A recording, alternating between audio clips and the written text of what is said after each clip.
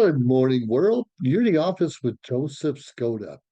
I came from a meeting. At least I thought I had a meeting at the Fraternal Order of the Eagles today. My calendar said at 5:30 on Wednesday to have a meeting. Now I thought the meeting was either Tuesday or Thursday, but I rushed because the meeting was very important. I was asking for a donation, or actually toward the Disabled American Veterans organization near and dear to my heart. But anyways, I showed up. Nobody was there, at least not for the meeting, and I was told it's probably on Tuesday. Now, I reached out to the powers that be and said I was out of town for a couple days and hoping I'm wrong and the meeting is actually on Thursday. But regardless, I might have missed out on the donation this month, and that's disheartening because we're trying to raise money for our veterans and different veterans organizations that we're involved in. It's so important to when you say you're going to do something, say you're going to be somewhere, say you're going to be someone that you really are. Now, things come up. I mean, we say we're going to be somewhere at an appointment. I'll meet you here, I'll meet you there. It's real important we do so, or at least pick up our phone or email or text, whatever it is, and say, I'm going to be late. I'm sorry I missed it. Can we please reschedule? Now, sometimes we forget to do that. And then our name is Mud. Now, we just celebrated Holy Week. This week, obviously, just passed. We started with Palm Sunday, and that's when Jesus Christ went to Jerusalem, and everyone said, not necessarily Hail Caesar, but glory to God in the highest, and different things. And they had the palm leaves up in the air, and they welcomed him in there. But throughout the week, since most people in Jerusalem at the time thought Jesus Christ was going to get rid of Rome and put the Jews in charge or someone else to get rid of the corruption in that particular government. Well, Jesus Christ pretty much said, I'm here to save you from yourself. I'm here to save your soul. I'm here to help you get to heaven. You can get to heaven to the Father through me. That's what Jesus Christ portrayed. He never pretended to do anything else. He never said he was going to make life easy for them, but he said, hey, if you want to get to heaven, you can get there through me. Now, we often give out the wrong communication or misinterpretation. Just like I said, I thought, a very important meeting today, and it was an important meeting. Now, they still might write me to check because I'm trying to use it for my meeting I have next week or in a couple days, but they may just hold on to it till the next time when I get to talk to the board of directors for the Eagles. And rightfully so, I can't complain too much. I missed the meeting. I put it on my calendar wrong. I can blame everyone else. I didn't get the email. I didn't get the text. How come no one called me to remind me the day before? Now, that's what I would like to have happened. And I would like to point the finger at everybody else. But I asked for money. They asked me to go to the board of directors and plead my case and tell them what they need the money for. And even though I was told that it's there, we have it for you. Just come on out and show your face and let us know who you are.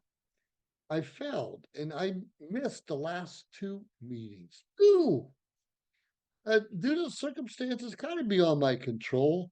I could have rescheduled or looked further ahead of my calendar and say, hey, things just aren't right. Let's kind of fix it and come up with another game plan. Now, yesterday, I was so fortunate to be in a Toastmasters meeting. We celebrated, I believe, was 45th anniversary, and it was on Edwards Air Force Base, 45 years. Sound Barrier Toastmasters Club. Now, just outside of NASA, that's on Edwards Air Force Base, and it's a testing base, and they test a lot of aircraft and other vehicles out there. It's kind of a big deal. Well, I got to meet the maintenance group commander, and he was a guest speaker at the meeting, as well as a couple others. I was kind of a guest speaker, but not like this gentleman. This gentleman, his name is Colonel Adams, oh, Colonel Brown, Colonel Ahave Brown, the 412th Maintenance Group Commander.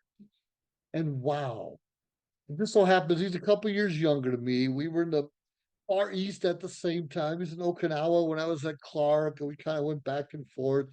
And we were both enlisted when we joined the military. Later on, got our commissions. Now he's a full bird colonel, and pretty much gave 40 years already to the Air Force, and he's going strong. I don't know if he'll ever retire. But something I liked about this guy is he acknowledged and recognized everyone within eyesight of him or earshot. You walk in the door across the bill, hey, how you doing? Welcome, or come join us, or hey, I'm glad you're on my team. Over and over again. In the meeting, he mentioned it to some of his co-workers, and no one's his co-worker. He's the commander, he's the big boss of several organizations on the base. But he made everyone feel welcome, not just the people that he commands over or looks after, the guest. He made me feel special. And that's hard to do. That's hard to do. But he recognized people he didn't know. And I know we were trying to give him a little certificate for being a guest speaker, and I think a Starbucks gift card. And he's like, I can't take that. It's integrity. I'm not allowed to accept gifts. I don't know what it was. It could have been a $5 gift card, could have been a $20 gift card. I was not in charge of that. But right away he says, no, I can't accept that. And then somebody's walking in a couple minutes after he's talking. He's like, hey, and the colonel's like, hey, I want to meet you. I want you to meet this guy. And I think next month he'll have 50 years in with the company. He's going to retire soon. 50 years. That means he's at least 70. I don't know his exact age, but probably about right. And the colonel's like, why don't you give this to him? I know a guy about to retire. He'd really appreciate that. Wow. How many of us would have kept it and maybe gave it to someone on the side, let them think it was from us or on behalf of Toastmasters? Ever. But his integrity was strong. And he didn't care so much. He was likable, very likable, but I don't think that was his purpose to be liked. I think his purpose was to show integrity and respect, excellence. It was part of who he was. And I really enjoyed in talking to him. And we had some private conversations on the side, and not just him, but I talked to several other leaders yesterday also. And that's in the Mojave Desert. Extremely windy this time of year and extremely hot during the summertime. Anyways, we're talking. I can't compare him with Jesus or any of us like that. But can you imagine if Jesus told his disciples for a long time, this is the day I'm going to die, and 3 days later I'm going to come back, and don't worry about it, I'm going to die for your sins? What if he was late? What if Jesus himself forgot not to die, or forgot to come back to life and spend 40 days in the afterlife, or coming back after death and just sharing story and direction for the rest of our souls? Now, that probably would have happened with Jesus because he's perfect, the only perfect one out there. But what if it slipped his mind? It's, oh darn! I told him I'd rise in 3 days, and he overslept, or he went somewhere else, or he wasn't around the disciples to let them know that what he said was true. Now, a lot of us as parents will tell our kids one thing, or we'll set a deadline or a curfew or even a punishment, and yet don't follow through. When you tell your kid, I'm going to take your phone away, or shut the TV off earlier, you must go to bed earlier than you're used to, we have to follow through with that. Yes, we may hear the kicking, we may hear the screaming, we'll hear the, oh, how dare you do this to me? You're the worst parent in the world. But if you and I, as parents, and even aunts and uncles or grandparents, don't step in to discipline a child, now don't get me wrong, it's not the aunts, uncle's job or the grandparents' job, it's the parents' job to do so. But someone needs to step in and show discipline, not beating someone and tying them up or things like that, but every one of us has to pay a consequence for our misbehavior. If we do something good, there's a consequence. It could be financial or promotion. If we do something bad, there's a consequence. It could be prison or even death. Now, hopefully, the extremes aren't there. But when we say we're going to do something, we have to do it. And this Holy Week was so important. Like I said, not just the Christians, but people around the world, showing what the Bible said was true. You call folklore or fairy tale, or someone has a big imagination, sure, that's okay. I'd still rather believe the Bible than not, because I intend to make it to heaven. And the intention to make it to heaven is to follow it and believe that's God's word and ask for Jesus Christ to forgive our sins, come into our life, and help guide us into heaven. And do our best not to sin again. Now, you and I both know we're born sinners. We're born sinners. It's going to happen over and over. We have to try to minimize that. We have to try to set the example. We have to try to be good people, but good deeds still are not going to get you or I into heaven. So, with that being said, we can still do good deeds here on earth while we're here on earth, and show people that we recognize them, that we appreciate them, that we're glad they're part of our team. Well, whether we're glad all the time or not, that can be up in the air. But none of us could lead or do a project totally by ourselves. We need that team. We need a second party, third party. We need evaluations, program managers. Now, sometimes we have too many managers, and even too many micromanagers, or too many chiefs, and not enough Indians getting things done. That's a reality. But we have to put together the right teams for us. Now, problem with our government and some other things, and sometimes we just want to make it equal. So many of this of this culture on our team, so much of this skin color our team, so many males and females on this team, and that's a great idea in theory. But don't we just want the best people on our team? Now, don't get me wrong, it shouldn't be all white people or all black people or all Indian people. It should be a little diverse crowd, of course, of course. But we still need to find the best people for our team and help that we can develop and create even better leaders out of them. And whoever we have on the team becomes better because of we're helping them grow, and through evaluations and opportunity, then they can help other people grow through evaluations and opportunity. And we will have a more diverse workplace and a diverse community. But we do have to start with the best qualified people. Might not be educational wise. It should be experience wise, but it could be a combination of each and maybe some other factors. And every situation is going to be a little bit different. Now, we keep hearing about, why is this politician talking to the criminals, or why is that church leader over there at the homeless shelter, or whatever it may be. And it's very interesting. Jesus sat with the sinners. He didn't sit down with the righteous. They didn't even know what they were doing and try to go on the right path. He sat down with those that need a little bit of extra help. Sometimes you and I turn our head away from someone we see on the streets who is in dire straits, need financial help, maybe a meal, maybe a shower or shelter for a couple days.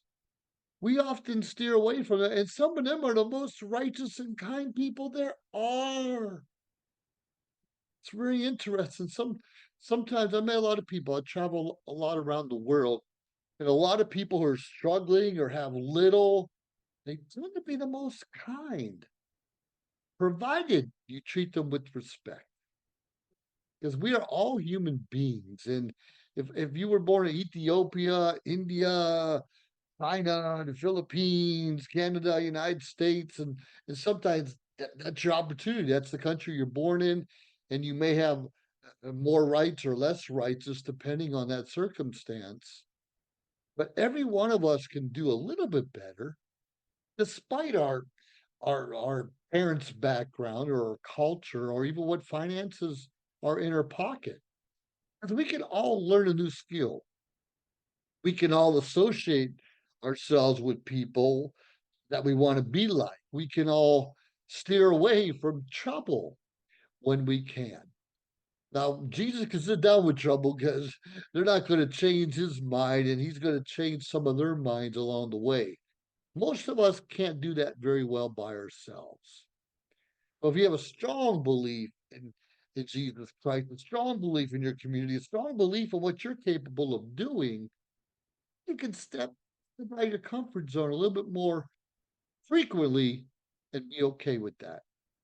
Like I'm a Christian and I've been to Baptist church, of course, Pentecostal churches and some other ones. And I don't agree, and some are really tough, and they can really bash you down. I'm not going to talk about all the different religions out there. And some can make you feel guilty for not believing what they believe in or not speaking in tongues. But if you're strong enough in your belief and in the Bible and in your word. And trust me, don't just take the pastor's word for it. Don't do a Bible study. Really learn what the word is, what the pastors are, which the passages are. I can't believe I said pastors. Passages are that we should, and what they really mean. So we had the Holy Week, and that's a big Easter, is a huge celebration, important. It's going to be several months before we celebrate the birth of Christ during the Christmas time. But what are we doing in between? How are we helping out mankind in between? How are we self-developing ourselves so we can just become a little bit better and be able to lead? Because you and I, if we're not already leaders or we're leaders, are going to be called upon from time to time to do something. Could be leading someone out of California because California is falling apart, or it could be leading how to make a good barbecue, or put the little steak on the Barbie, or whatever it is, or just leading the way how to help a child grow up, or teach them, or even change a diaper. That's a skill I know how to do too, and thankfully I haven't had to do it in so many years now. But it's a skill set we need to learn. And I talk about Toastmasters a lot because they teach communication and leadership skills. Perhaps the two most important things that all of us as human beings should know and be comfortable with in any circumstance. Now, understand communication, one of the top things about communicating is listening, of course. It's listening. When we learn how to listen and show people that we're really paying attention, that we care, we have a little bit of empathy from time to time and concern, then our communication can be a little bit clear and appreciated. But don't just listen to bounce back and tell someone what to do. Just listen to care and keep an open mind. Anyways, I appreciate this Colonel Brown. He made a difference in my life yesterday. He probably doesn't know it, but I'm sure he's made a difference in a lot of people's lives because that's who he is. And I keep thinking, boy, if I stay in the military still to this day, would I be a full bird colonel or a general? Maybe a lieutenant colonel, or maybe get in trouble and go be back down to an airman. Who really knows? But I guarantee I still would have been leading, I still would have been making a difference. Hopefully, it's a good difference. Make up your mind today to lead righteous. Have something to believe in, and to do better this day than you did yesterday.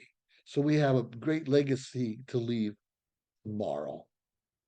Now, as you can tell, I'm starting to babble on. It's time for me to sip it. So, with that being said, God bless you. God bless America. And thank you for joining In the Office with Joseph Skoda, G.I. Joe Skoda, stud muffin Skoda, in my mind. Thanks again, everyone. Bye.